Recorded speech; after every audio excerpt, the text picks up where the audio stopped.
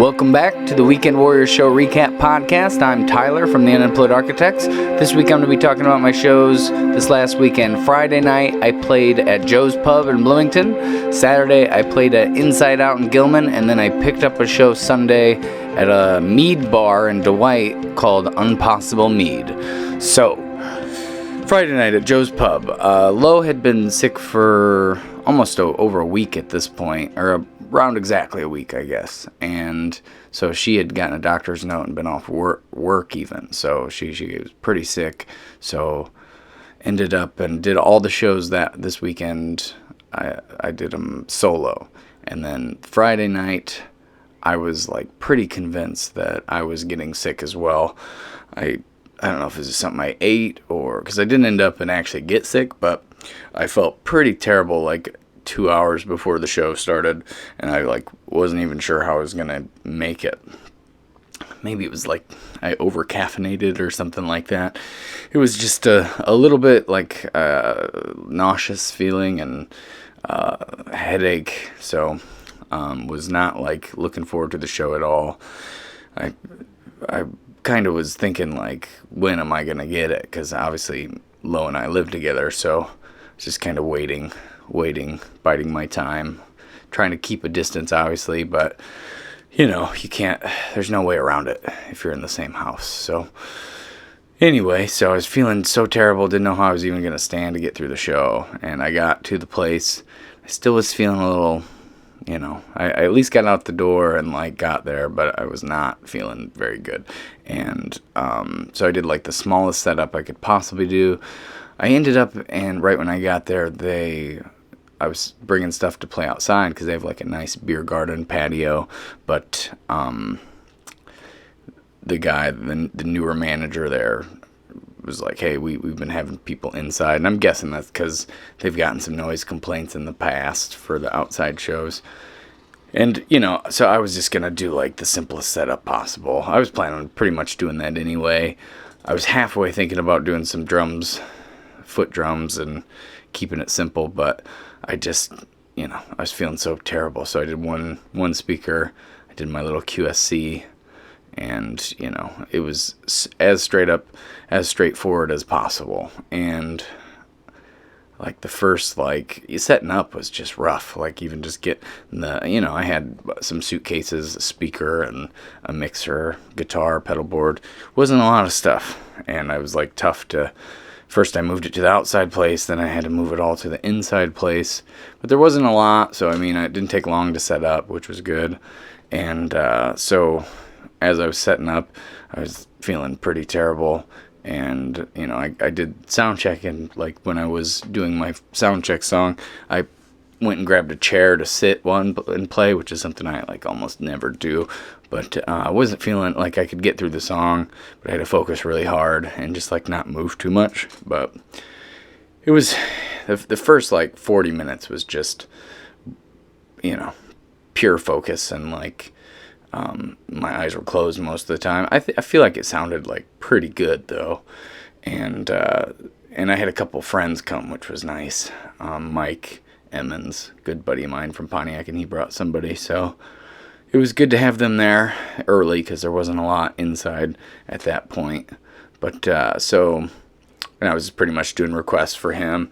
I eventually let him actually play a couple songs because he used to play a lot back in the day, back in the high school days where, you know, that's pretty much all I did in high school was had buddies that played music, and we would get together on Friday, Saturday night and just play music all night. You know, it would be a lot of, they'd play a song, I'd play a song, they'd play a song. Because none of us were good enough to, you know, improv lead parts to the other person. We could maybe strum some chords along with it, but none of us really knew how a guitar worked back then.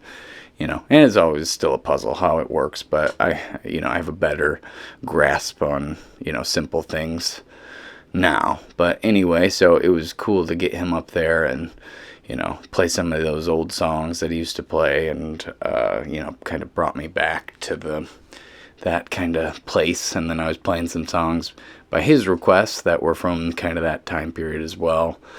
And as the night, like, kept, I'd say, about the end of the first set, I got rid of the chair and I started standing up and playing and was feeling better. And I just felt better and better and better throughout the night.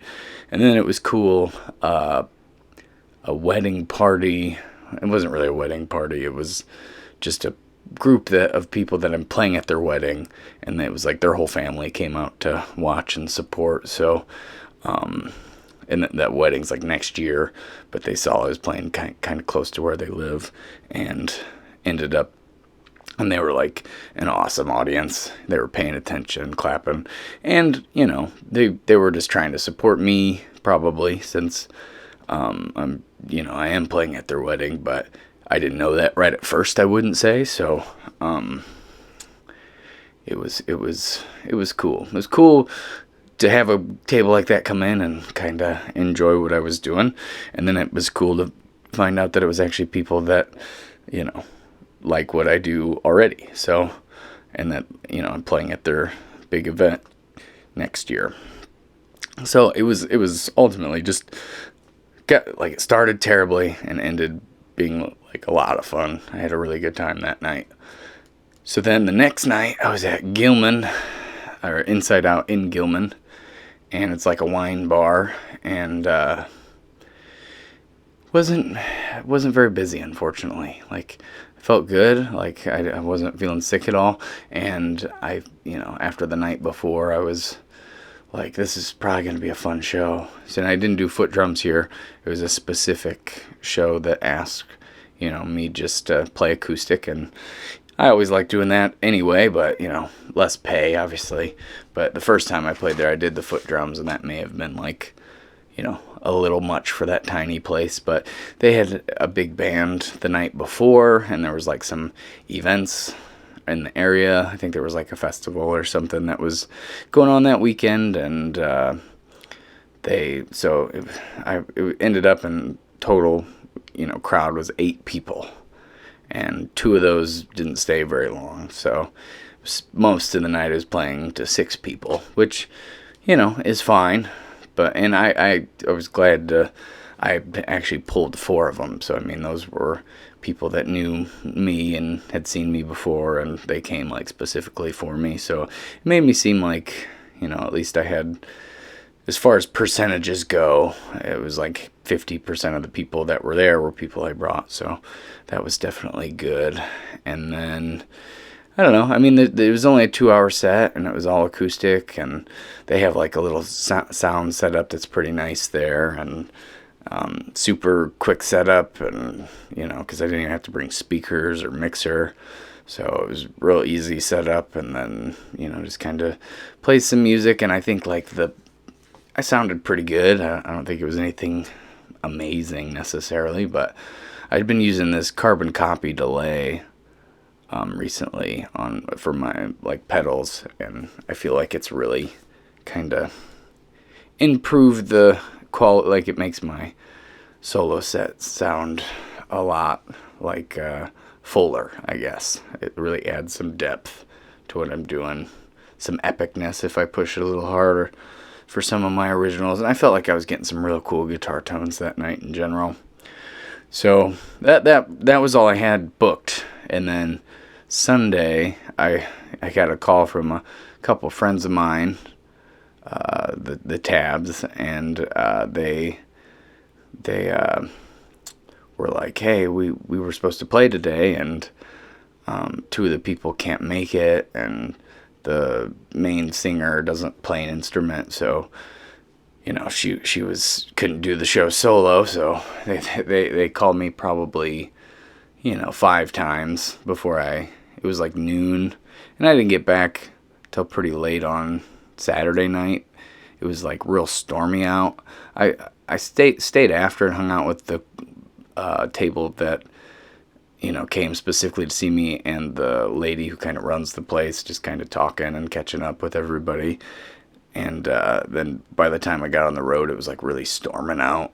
And, it would be like, I'd be driving and be like a crazy shower for like 20 seconds. And I wouldn't, like, the road would just disappear. And then, I'd have to slow down, kick off the cruise control, and And then the other thing that would happen is I would go through these crazy patches of fog. So it was like back and forth between that and, I don't know. It was just not a... And Gilman, I think, is about an hour and a half away from Bloomington. So it was kind of a long drive already. And then I stayed late. And then, with the weather just being terrible, it took me probably an extra half hour to 40 minutes to get home. And then when I got home, I ended up and got food and unloaded and all that stuff. So by the time I went to bed, it was probably like close to 3 or 4, between 3 or 4. And then, the night before was a long night as well. And I just was kind of tired and out of it. So I was trying to catch up on some sleep, obviously. So I didn't answer the first few calls. And then finally they called enough times. I was like, all right, I need to get up and talk to him. So I was like, yeah, I probably sounded pretty harsh that morning, just getting out of... I probably sounded exactly like I was just getting out of bed. And they were like, can you come do this? And I was like, sure, why not? I don't really have anything else to do. I may as well make some money. And, I like playing, obviously, or else there wouldn't even be this podcast. So I rushed, got ready. The show was supposed to be 2 to 5, but it was like 12:30 by the time we were talking about it. And then I had to get ready and drive. It's about an hour drive. So, I didn't start. I probably got there and started maybe more like 2:30.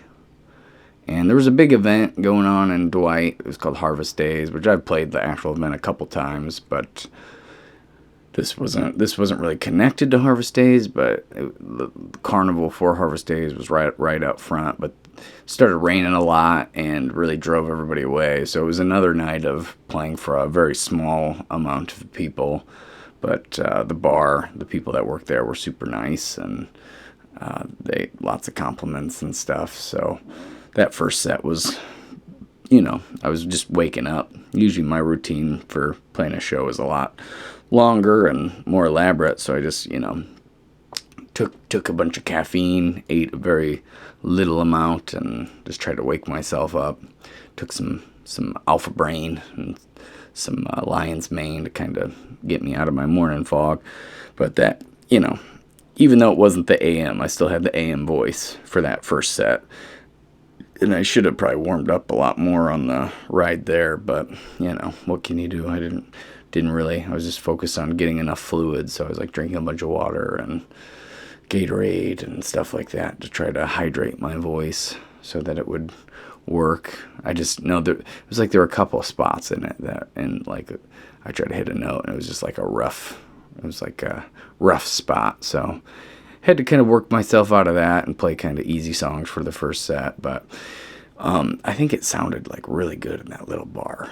That was my best sounding show, was that Sunday show, which I wouldn't have guessed. And I just used the JBL since it was just me acoustic, and the JBL, which is the cheap Bose stack, So I did that, and I think it sounded pretty darn good, and was pretty happy with that performance. But that was my only day off, really, because I'd worked the last 2 Saturdays, so it was, beyond my normal hours. I worked Friday and Saturday the week before, and that Saturday. So it was just a lot of work right in a row with a lot of shows right in a row, and I was really looking forward to that day off. Probably would have been nice to have, but the money was nice and playing was a lot of fun. And you just never really know how the shows are gonna be, and it's always an adventure. So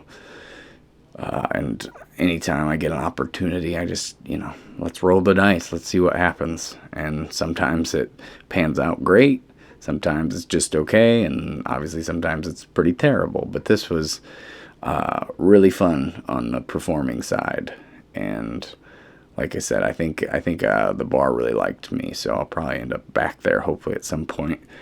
So anyway, those were the shows this last weekend, and I'm a little late putting this out, so I apologize. I'm probably going to put out 2 this week because I got some new gear, so recording the podcast with a new mic I got to plug into the iPad. That's a pretty nice mic, so the audio is hopefully a little better than it normally is, but I'm going to be using this to do more recording as well, so I'm hoping to record more music and put it out, because that's always the goal. But this next weekend, I have Saturday night I'm playing at Tabapalooza, and then Friday night I'm playing at Dr. McKay's in Bloomington.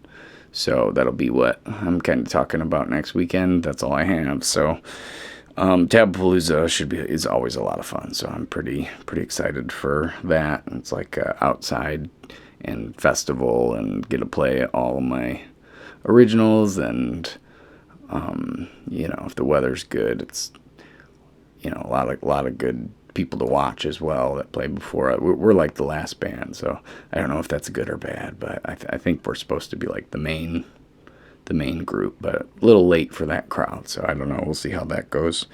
Anyway, so that's what I'll be talking about next week, and as always, thanks for listening. If you made it this far, I really do appreciate it, and I will talk to you next time. Thanks.